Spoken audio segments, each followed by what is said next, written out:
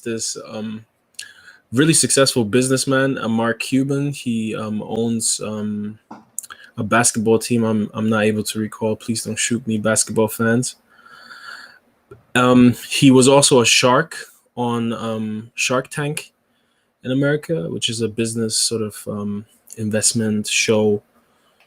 And he's just very renowned in America. And recently, he wrote a blog post about DeFi, a decentralized finance space, and crypto, and basically how DeFi sort of makes everybody a banker. It gives the opportunity for everybody to become a banker.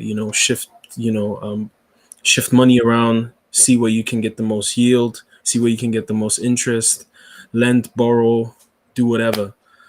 And it was quite impressive that a billionaire sort of gets into something that is considered so speculative and mostly sort of young tech guys are into.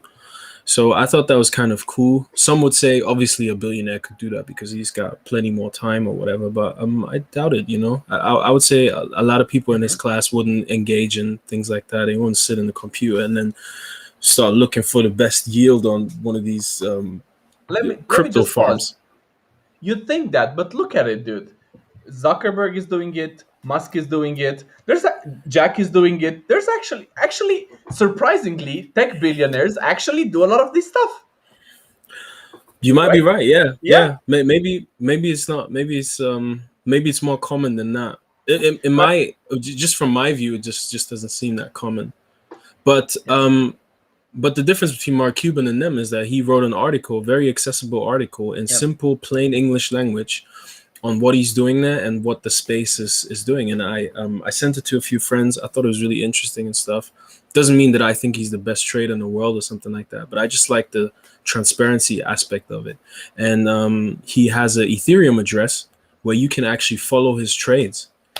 But here's the funny thing: you would think that a billionaire, right, would be making all the crazy money plays and making all the crazy yield and knowing where there's money to be made. But truly, what happened recently is that there was a report that Mark Cuban got involved in a coin with I think a six-figure amount called Titan, and this coin went to zero, and he lost all of the money that he made. And it was just such a spectacular sort of fail. And it got even better because I believe he went on Twitter and was urging regulators to regulate crypto after he lost his Really? money on there. Yeah, I haven't which is seen kind this. of weak. Which is kind of weak Yeah. from somebody that promotes free market ideals so much. But a lot of people will say, oh, he had it coming for him, and people have Schadenfreude, so to say. I still don't think that discounts you know just it being interesting that he writes a blog post for people to be able to read and learn about the space.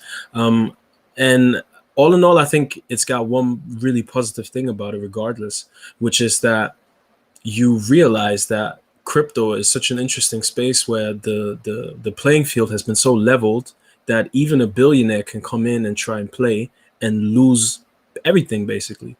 So he Yeah. doesn't have, so as opposed to the stock market or many different types of games, right? Because we're on Legalized Robbery podcast, right? We talk about this shit. So as opposed to different spaces where a billionaire like him would have an advantage over you, the DeFi space doesn't seem to be that. Yeah. So the playing field has been leveled, and he can have access to the same information that you and I can have access to. And I think there's a beautiful lesson in that. So there goes that. Even like the 10% of teens who said they traded cryptocurrency. So basically, it's an asset class from teens to billionaires. That's kind of interesting, right? That has to be That's interesting. pretty cool. Yeah, Yeah, yeah, like stocks aren't as accessible. Like they're gonna get a lot more with Robinhood and eToro and all of these social trading apps and whatever, but they're not yet. But apparently, yeah, crypto is quite accessible. So yeah, yeah. So it goes to show that it is really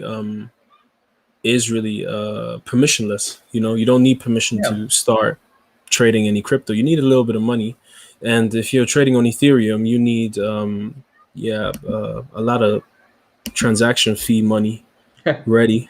Yeah. I wanted to talk about quickly. I say quickly a lot, but then go on to talk like half an hour, man. I need to chill. It's okay. It's okay. Come on.